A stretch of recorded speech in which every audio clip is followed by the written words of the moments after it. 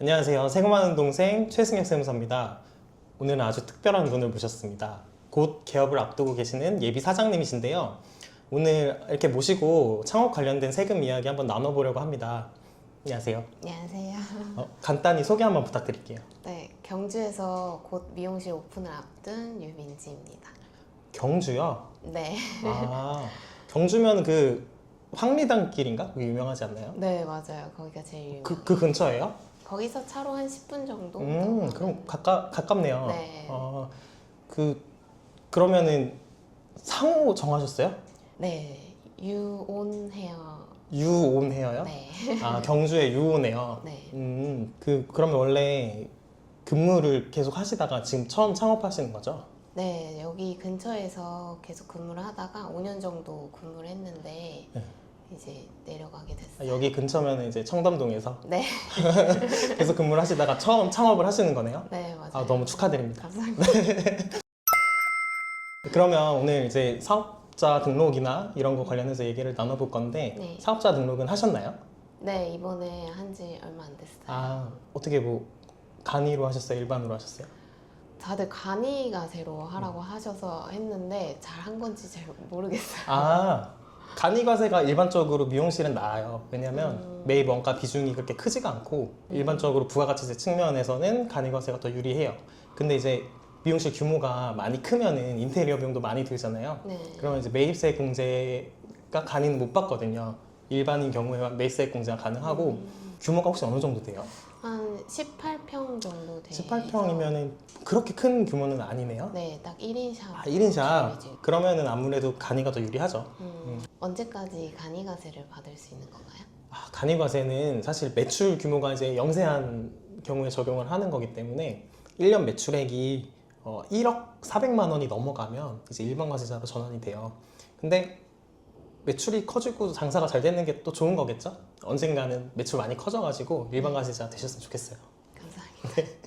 그 혹시 사업자 등록하실 때 영업신고증도 잘 제출하셨어요?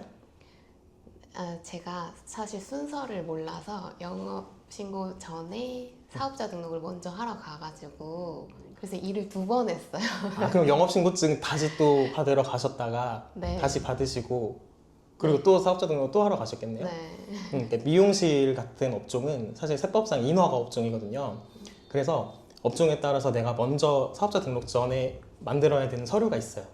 그래서 먼저 확인하고 가셨으면은 조금 더 수월했을 텐데 네. 우리 영상 보시는 사업자분들도 내가 하려는 업종이 무엇인지 확인을 하시고 인허가 업종이라면 사업자 등록 전에 미리 준비하시고 가는 게 더 이제 수월하게 진행이 될 겁니다. 그럼 세무사님 이렇게 사업 등록만 하면 끝나나요? 바로 미용실 운영을 하면 되는 건가요? 혹시 사업자 통장이랑 사업용 신용카드 만드셨어요? 아직 못 만들었어요. 아직 못 만들었어요? 네. 그러면 사업자 통장이랑 사업용 신용카드 만드시는 게 좋아요. 그러니까 새로 만드셔도 되고 기존에 쓰시던 거를 이제 사업용으로 쓰겠다 이렇게 홈택스로 등록하셔도 되거든요.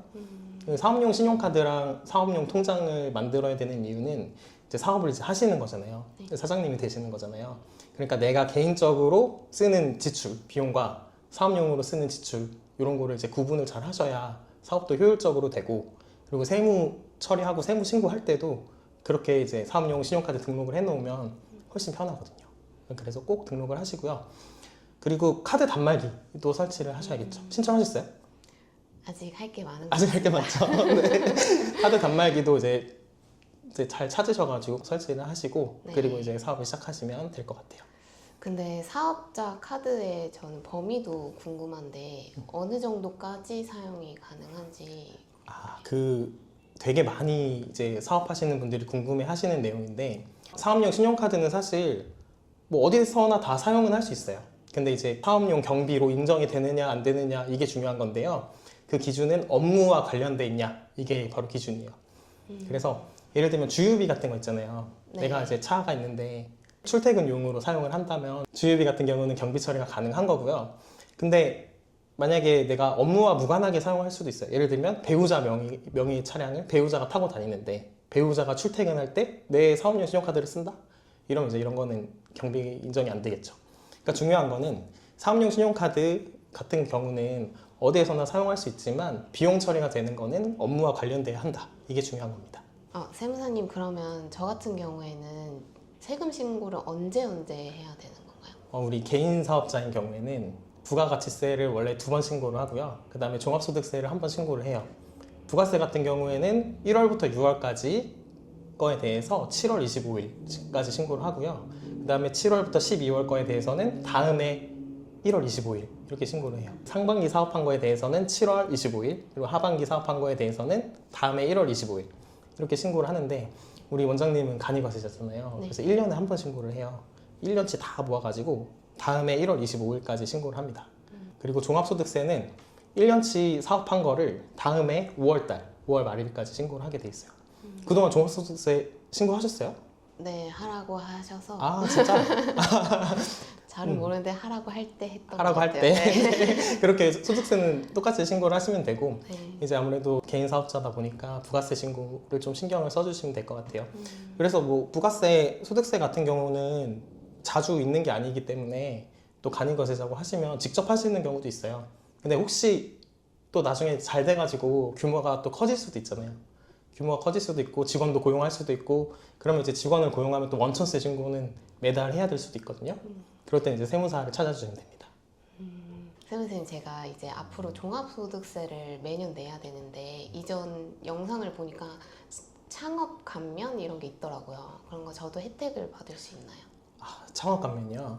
미용 실업 같은 경우는 창업 감면 대상 업종에 해당을 해요. 근데 여러 가지 요건을 잘 갖춰야 되는데, 일단은 경주에서 창업을 하신다고 했고, 그리고 기존에 미용실 창업은 없었고 이번이 처음 맞으시죠? 네, 그리고 혹시 나이는 어떻게 되세요?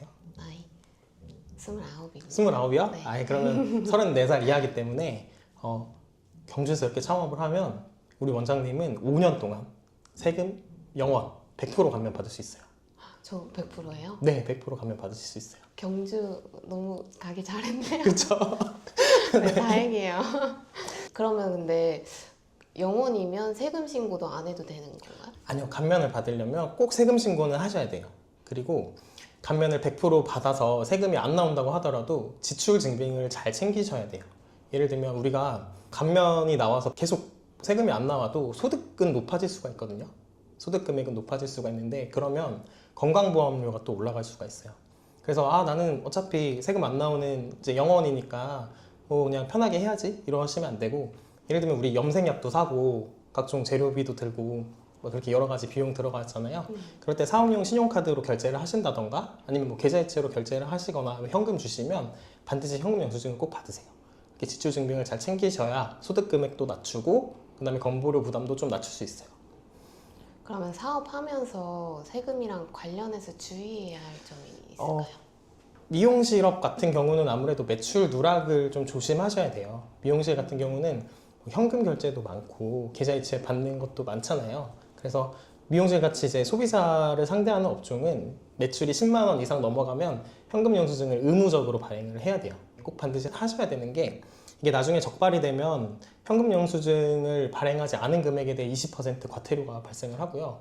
그리고 소득세도 추징도 나오고 거기에 또 가산세도 나올 수 있어요. 그리고 지금 뭐 열심히 돈 벌어서 매출 만약에 누락을 했어요. 내 통장에는 돈이 이렇게 쌓여요. 나중에 이제 뭐 부동산도 취득을 하고 뭐 아파트도 사고 그럴 수 있잖아요. 나는 통장에는 돈이 있는데 자금 출처가 안 되는 거예요. 왜냐면 내가 매출 누락을 해봤으니까. 그런 경우에 또 나중에 뭐 증여세 신고를 뭐 해야 된다던가 아니면 소득세를 다시 수정 신고를 한다던가 이렇게 될 경우도 있거든요. 그러니까 그냥 처음부터 꼼꼼하게 매출 신고를 하는 게 결국에 길게 보면 더 돈 아끼는 방법이에요. 그러니까 매출 신고 꼭 조심해서 누락하지 않게 그렇게 하시고요.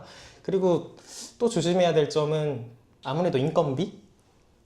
나중에 이제 직원 고용하시면 그런 거 있잖아요. 뭐 원장님들은 일반적으로 3.3% 프리랜서 고용하는 거를 선호하실 텐데, 그게 실제로 정직원처럼 뭐 노동자성을 띠고 이렇게 고용을 하신다고 하면 그때는 4대 보험을 들어야 되는 그렇게 인건비 신고를 하는 게 더 나을 수도 있어요. 이거는 그때 가서 이제 고민을 해보셔야 되는데, 근무 형태에 따라서 신고를 하는 게 좋고요. 4대 보험 이제 들어준다고 해도 내가 보험료 부담은 하지만 정부에서 각종 지원도 나오고요. 그리고 이제 그 고용함에 따른 세제 혜택도 크거든요. 고용증대 세액공제 뭐 이런 거 있거든요. 한 명만 고용해도 경주면은 아마 1인당 한 1,500만 원씩을 3년 동안 공제를 해줘요. 그러니까 지금 5년은 창업가면 받으시고 네. 나중에 이제 키워가시면서 직원 또 고용하시고 근로 형태에 맞게 4대 보험 만약에 드신다면 공제도 받으시고 그렇게 하시면 좋을 것 같아요. 네. 네, 오늘 경주에서 미용실 개업을 앞두신 우리 원장님 모시고 한번 이야기 나눠봤는데요. 경주의 상호가 뭐라고 했죠? 유온헤어입니다. 유오네요. 경주 유오네요. 혹시 경주 가시면 네 한번 방문해주세요. 네, 궁금한 점 많이 해결되셨나요? 네, 궁금한 점 너무 많이 해결됐고요. 일단 5년간 세금이 없다고 해서 마음이 너무 편한 것 그렇죠. 같아요. 네, 5년 동안 세금 없이 많이 버시고 번창하시고 대박 나세요. 네. 감사합니다. 이 영상 보시는 우리 사업자분들도 창업 전에 미리미리 준비하면 그만큼 또 아낀다는 거 잊지 마시고요. 영상 좋으셨다면 구독과 좋아요 부탁드리고 감사합니다. 안녕.